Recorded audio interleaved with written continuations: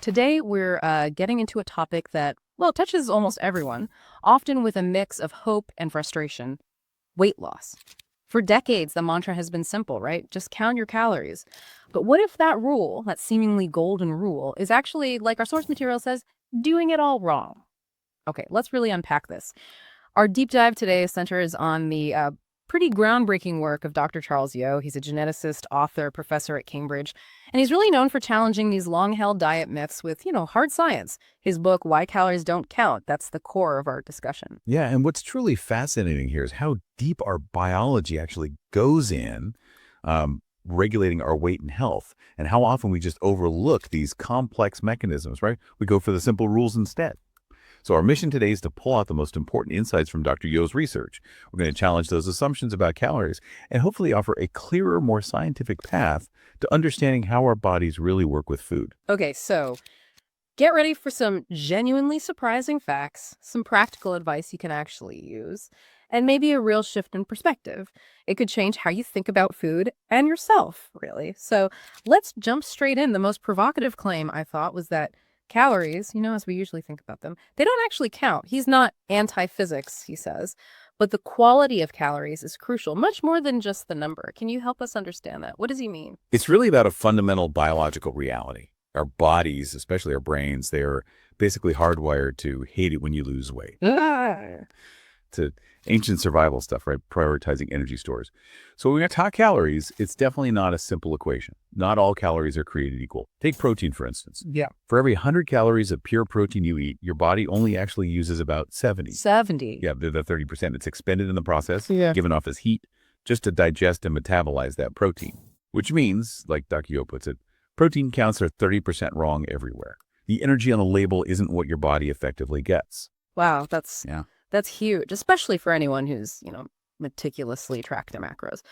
But okay, if this whole calorie counting thing is so flawed, why did it become so dominant? Where did it come from? Well, the history is quite interesting, actually. It was popularized way back in the early 1900s Yeah. by a Dr. Lulu Hunt Peters. She was a clinician, realized she needed to lose weight herself, and started applying the then new science of calories to everyday eating. She got people thinking in 100 calories of pie instead of just a slice. Oh, okay. So it's kind of revolutionary then. Exactly. And, in context, maybe it could be helpful for portion control if your diet was otherwise okay. But the major issue today, as Dr. Yo sees it, is this obsession with just the number. People get so focused on hitting a target, they totally ignore the food quality. They might pick a, say, 400-calorie shake over a really nutritious meal just because the number fits. Right. And that just bypasses the biological reality, how our bodies process those calories so differently. So it really is that quantity versus quality thing, but with a scientific twist. For us, the listener, trying to make healthier choices, what's the key takeaway here? The key takeaway, we absolutely need to look beyond that single calorie number.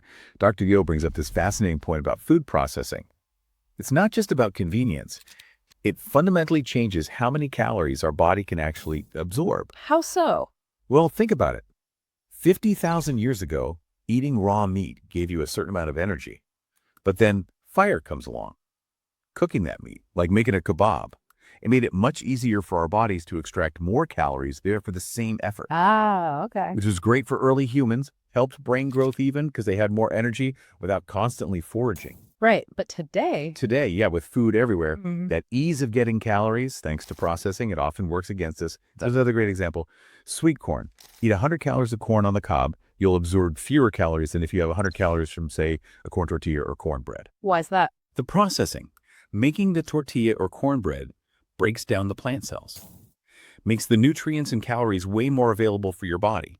Or think about steak, a medium rare steak versus the exact same steak, but minced and cooked for hours in a bolognese for lasagna. A super cooked, processed version. It yields more available calories. Its structure is just broken down more. Okay, this is where it gets really interesting for everyday life, right? Because we look at menus, we see 500 calories for fries, 500 for steak. We think we're making a healthier choice based on the number, but we don't consider what's in it or how it's made. The nutritional difference, even for the same calories, can be huge. Precisely. And this ties directly into the rise of obesity. While obesity isn't new, Dr. Yo points to the mid-1980s as kind of ground zero. That's when we saw this big accelerating increase as data collection got better, and it lines up with more fast food, bigger portions, more convenience, drive-thrus, later delivery apps. Interestingly, he notes Victorians often ate more calories, maybe 3,000 a day. Yeah, but from very different sources, less processed stuff. And critically, they had really physical jobs. So our average intake might even be lower now, but the quality, it's plummeted because of processing. That brings up something I hear all the time. People say, oh, I went to Europe, ate pasta and pizza, and I lost weight, but I can't do that here. Is there anything to that? Or just wishful thinking? Well, I think there are probably two main things going on there. First, yeah, people definitely walk more on holiday in Europe or getting around cities on foot, Oh. but also connecting back to food quality. European food, especially if you're eating locally, it's often made from scratch. Less industrial processing. Okay. Compare that to the US and UK, where Dr. Yo says about 50% of our daily calories come from ultra-processed foods. And remind us, what exactly are ultra-processed foods? Right, good question. They're basically industrial formulations, lots of ingredients, often artificial additives, designed for convenience, long shelf life, taste. Wow. Often don't look much like whole foods anymore. So, yeah, pasta and pizza can be calorie dense anywhere. But the way they're often made in Europe, less ultra-processed, your body might handle those calories differently. The environment we live in, it really shapes our choices and our biology profoundly. Okay, so given that calorie counts are, well, kind of misleading, Yeah. how can we navigate food labels better? Make genuinely healthier choices? Yeah, it's about understanding how we metabolize the macronutrients differently. Mm-hmm. Protein, as we said, is the most demanding. About 30% energy lost is heat. Right. Fat, nearly 100% available. Easy energy for the body. Carbs vary. Refined sugars like table sugar, almost completely available, 98, 99%. But fiber-rich carbs, whole grains, veggies, they need about 10% energy expenditure just to process. So the net calories your body actually gets can be really different, even if the label number is the same initially. This also explains, like almonds, we absorb way fewer calories from whole almonds than the package says. Why is that? Because the system used for labels, the Atwater system, it uses bomb calorimetry. Basically, it burns the food to measure total energy. It doesn't account for the energy your body uses or fails to extract from a whole unprocessed food like an almond. It's like comparing burning a log to digesting it totally different. That makes so much sense. And it leads right into another huge problem. These health halos. You know how marketing makes food seem healthy. I see these everywhere. What are some common examples Dr. Yo talks about? Absolutely. Health halos are designed to make you feel better about maybe less than ideal choices. Yeah. Like protein chips, Yeah, I've seen those. green packaging, big protein claim. Yeah. But it's still a chip, right? Often made with added milk or whey protein isolate. It's a chip trying to look virtuous. Another trick, incidental virtuous foods. So they show just having pictures of healthy stuff, like berries on a cereal box, can make people estimate like 10% fewer calories in the product, even if they don't actually eat the berries with it. Wow. Or think about light orange juice. What makes it light? Often it's just OJ diluted with water, and the fiber is stripped out. Regular OJ has about the same sugar as Coke, even if it's natural. Eating a whole orange is way better because the fiber slows that sugar hit. Good point. And then you get things like probiotic dried apricots, that claim. Highly questionable. The bacteria are almost certainly dead in a shelf-stable package like that. Probiotics need to be alive, like in yogurt or real kombucha. Yeah. Adding dead microbes isn't doing much. Okay. Protein bars, too, marketed as healthy snacks. Many are packed with sugar, maybe 22%, and saturated fat, like 13%. The protein might only be 13%. They're really only useful for, like, intense exercise recovery, not just a healthy snack for anyone. And the biggest hidden ingredient overall. Sugar, I'd say. It's often shoveled in where you don't expect it, even pre-cooked beetroot sometimes, just to make it taste better. Okay, so if calories aren't the answer and marketing is actively trying to trick us, this raises a really important question for all of us. How can we, the listener, better understand our own biology and make more effective behavioral changes for lasting health? Right. And acknowledging individual differences is important. It is true some people can eat more and stay the same weight due to genetics affecting calorie efficiency, how nutrients are stored. But Dr. Yo stresses that's not the main driver of the epidemic. The underlying biology of weight loss itself is also key. The easiest way to boost your metabolism. Gain weight. Right. Counterintuitive. And the opposite happens when you lose weight. your body lowers its metabolism to try and get that weight back. And that reduction, it can be pretty much permanent. Yeah. Your brain basically hates weight loss and tries to pull you back to your previous set point. So it's really not just about willpower, is it? That makes sense, because it often feels like a battle against yourself. Exactly. Willpower in this context is more like a physiological manifestation of your drive to eat or not eat. It's tied up in your biology. So instead of just relying on willpower, Dr. Yo pushes for specific behavioral changes, not just vague lifestyle choices. Like what? Things like out of sight, out of mind. Really control your immediate environment. Don't keep the chips or chocolate in the house if they tempt you. Second, have a plan. Know your cravings that 8 p.m. sweet tooth. Plan for it. Have a healthier alternative ready.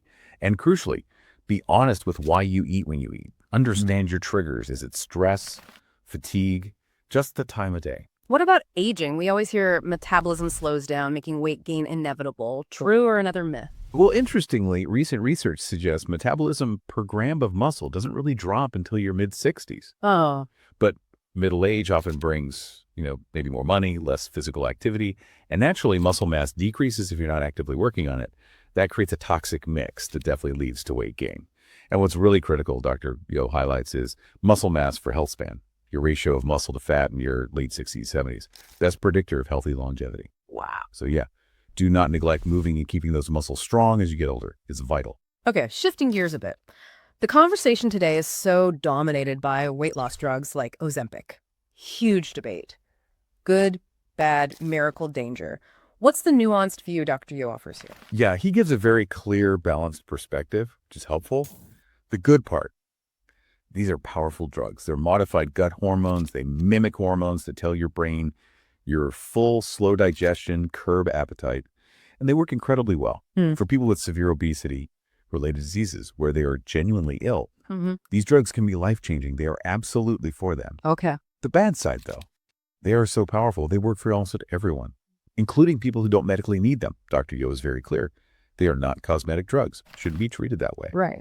And the dangers come in when people take them for cosmetic reasons or without much fat to lose. It can lead to self-starvation, malnourishment, especially if diet quality isn't fixed. The drug makes you feel full, sure, but it doesn't magically improve what you eat. If you just eat less junk, you're still eating junk. Yeah. Right. You could end up skinny but malnourished. And there's nuance needed in who qualifies.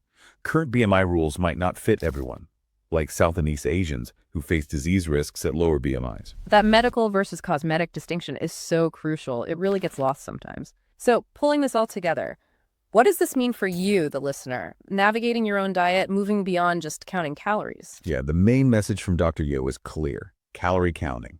It's outdated, misleading, doesn't account for biology or processing. Instead, he gives 3 key, really actionable takeaways, a clear alternative. First, aim for about 16% of your total energy from protein, any source, tofu, beans, meat, whatever. Okay, 16% protein. Second, significantly boost your fiber. Aim to double your current intake to around 30 grams a day. Focus on fruits, vegetables. Total fiber, got it. 30 grams. And third, limit free sugars. Those are sugars detached from fiber, fig juice, honey, added sugar, and processed stuff. Limit those to 5% of your total energy or less. 5% or less, free sugar. And focusing on just those 3 numbers, protein percentage, fiber grams, free sugar percentage, that will automatically steer you towards a healthier diet. Doesn't matter what your cultural background is or specific diet type. These are kind of universal principles for better food quality and health. That's fantastic. Simple, actionable principles. And a practical tip I took away was just focusing on foods without labels. Fresh produce, lean meats. If it doesn't have a label, it probably doesn't need one, right? And eating that way generally means you're healthier. That's a great point. Yes. Simple and effective. So as we wrap up this deep dive, here's a final provocative thought for you to chew on, something Dr. Yo brings up. Imagine a world where healthy food is always the cheaper option. Always. What would that actually mean for global health? For equity? How radically different would things look? Something to think about. Well, what an illuminating deep dive. Thank you so much for guiding us through that complex topic. And to you, the listener, we really hope this conversation sparks some reflection on your own habits and helps you make informed choices for your health. Tune in next time for more insights from the deep dive.